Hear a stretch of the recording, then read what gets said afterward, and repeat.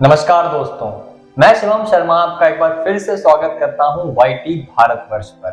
भारतीय संस्कृति पूरी दुनिया में सबसे महान मानी जाती है।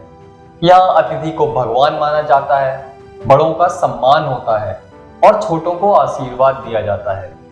आप सबने देखा ही है कि जैसे ही हम किसी बड़े के पैर छूकर प्रणाम करते हैं तो एक आशीर्वाद जो सबसे ज्यादा सुनने को मिलता है वो है चिरंजीवी भव। तो चिरंजीवी का मतलब होता है वो व्यक्ति जो कभी ना मरे, यानी वो अमर है।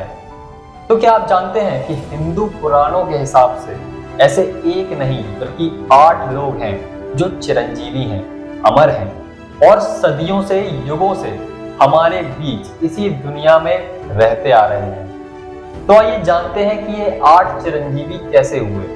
लेकिन उससे पहले एक छोटी सी रिक्वेस्ट है, सभी चैनल को सब्सक्राइब करें, वीडियो को लाइक करें और अपने दोस्तों के साथ जरूर शेयर करें। यूं तो चिरंजीवी भव आशीर्वाद के तौर पर ही देखा जाता है, लेकिन इन 8 में से एक चिरंजीवी ऐसे भी हैं जिन्हें अमर होने का श्राप मिला है। तो उनके बारे में वीडियो के एंड में जानेंगे, तो वीडियो को एंड तक जरूर देखें। लेकिन उससे पहले जानते हैं कि किन किन को चिरंजीवी होने का वरदान मिला है। तो इन सभी में सबसे पहला नाम आता है श्री राम जी के सबसे बड़े भक्त श्री हनुमान जी का। जी हाँ, जिनका नाम लेने मात्र से भूत पिशाच हमसे दूर रहते हैं और उनको याद करने से हमारे अंदर एक अलग, एक खास आत्मविश्वास भर आता है। तो श्री राम भक्त हनुमान आज भी सशरीर मौजूद हैं। वाल्मीकि रामायण में पाया गया है कि लंका विजय के बाद भगवान राम ने युद्ध में साथ देने वालों को उपहार दिए थे। जब हनुमान जी की बारी आई तो भगवान के सबसे बड़े भक्त बजरंगबली को यह आशीर्वाद मिला था कि जब तक इस संसार में राम कथा प्रचलित रहेगी, जब तक श्री हनुमान जी की कीर्ति अमिट रहेगी और उनके शरीर में प्राण भी रहेंगे और जब तक ये तीनों लोग बने रहेंगे तब तक राम कथाएं भी स्थिर रहेंगी और जहां राम जी की कथाएं होंगी वहां हनुमान जी की कृपा सदैव रहेगी। साथ ही ये भी कहा जाता है कि माता सीता को ढूंढते हुए जब हनुमान जी अशोक वाटिका पहुंचे थे तो उन्हें अंगूठी दी थी। तब माता सीता ने हनुमान जी को चिरंजीवी होने का वरदान दिया था। और एक कथा ऐसी भी है कि बचपन में जब मारुति ने सूर्यदेव को फल समझकर खा लिया था तो देवराज इंद्र ने उनके हनु यानी थोड़ी पर वज्र से प्रहार किया था। फिर जब हनुमान को बचाने के बाद सभी देव वरदान दे रहे थे, तभी भगवान इंद्र ने उन्हें इच्छा मृत्यु का वरदान दिया था। त्रेता युग में हनुमान जी ने रावण की लंका भी जलाई थी और द्वापर युग में महाभारत के समय अर्जुन के रथ पर लगी पताका पर भी विराजमान हुए थे, जिसमें अर्जुन के सारथी स्वयं श्री कृष्ण थे। अब ऐसे आगे में जो दूसरा नाम चिरंजीवी की लिस्ट में आता है वो है श्री परशुराम जी का। हनुमान जी की तरह ही भगवान श्री हरि के छठे अवतार भगवान परशुराम जी भी चिरंजीवी हैं। विष्णु पुराण में इस बात का उल्लेख है कि परशुराम को भगवान शिव ने प्रशिक्षित किया था और रुद्रांश यानी स्वयं भगवान शिव के तत्वों के साथ दीक्षा दी थी। तो ऐसी मान्यता है कि रुद्राक्ष पाने वालों को केवल महादेव ही मार सकते हैं, इसलिए भगवान परशुराम भी अमर हैं। सतयुग, त्रेता युग और द्वापर युग में उनकी उपस्थिति के बारे में रामायण और महाभारत में भी बताया गया है। कल्कि पुराण में भी उल्लेखित है कि कलयुग में विष्णु जी कल्कि के रूप में अवतार लेंगे, तब उन्हें भगवान परशुराम भी अस्त्र और शस्त्र की विद्या सिखाएंगे। आगे चलते हैं। आगे जो तीसरा नाम हमारी लिस्ट में है वो है कृपाचार्य का। श्रीमद् भागवत पुराण में उल्लेख मिलता है कि मनु के समय कृपाचार्य की गिनती 7 ऋषियों में होती थी। द्वापर युग में महाभारत के समय कृपाचार्य कौरवों के कुल गुरु थे। महाभारत में उन्हें उनकी निष्पक्षता के लिए जाना जाता था और कहा जाता है कि उसी की वजह से उन्हें अमरता का वरदान भी मिला था। वहीं कुछ का मानना है कि वो इतने बड़े तपस्वी थे कि उन्हें अपने तप के बल पर चिरंजीवी रहने का भी वरदान मिला था। अष्ट चिरंजीवी में अगला नाम आता है मार्कंडेय का। आज के समय में किसी की जान बचाने के लिए महामृत्युंजय जाप किया जाता है।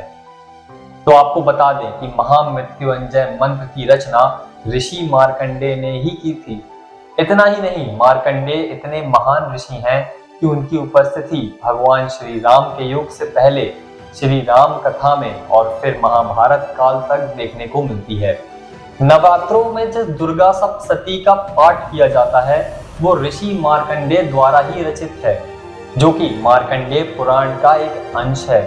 मार्कंडेय के चिरंजीवी बनने की कथा पुराण के उत्तरखंड में है, जिसके अनुसार मृकंडु मुनि ने अपनी पत्नी के साथ घोर तपस्या करके भगवान शिव को प्रसन्न किया।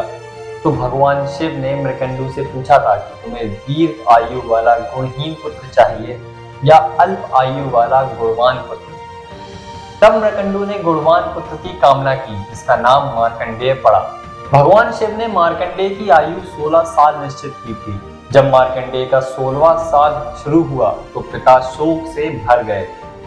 कारण पूछने पर मार्कंडेय को अल्प आयु की बात पता चली।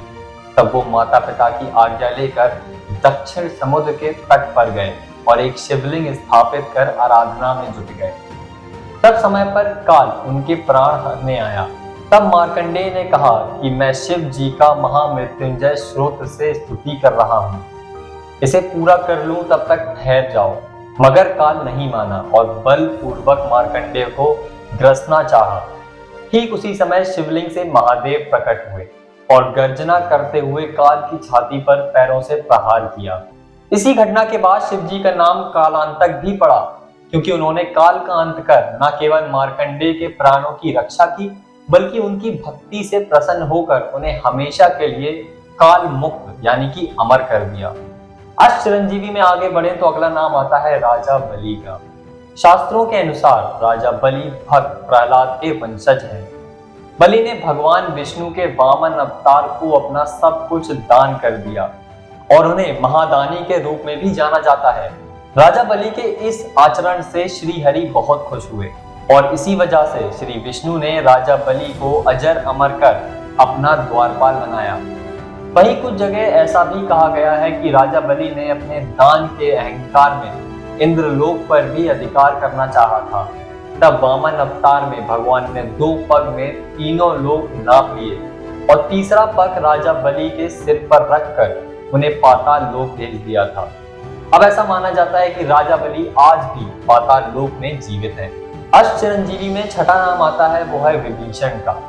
यूं तो रावण ने अमरता का वरदान मांगा था, लेकिन वाल्मीकि रामायण में जिक्र आता है कि रावण के वध के बाद उसके छोटे भाई विभीषण को चिरंजीवी होने का वरदान मिला था। विभीषण ने अपने सगे भाई रावण के विरुद्ध जाकर धर्म के लिए भगवान राम का साथ दिया था। रावण से युद्ध जीतने के बाद भगवान राम ने विभीषण को लंका का राजा बनाया और चिरंजीवी होने का वरदान दिया। ये वरदान विभीषण को इसलिए मिला क्योंकि श्री राम विभीषण को अपना मित्र मानते थे और एक दिन जब विभीषण चिंतित लगे तो श्री राम ने उनसे चिंता का कारण पूछा।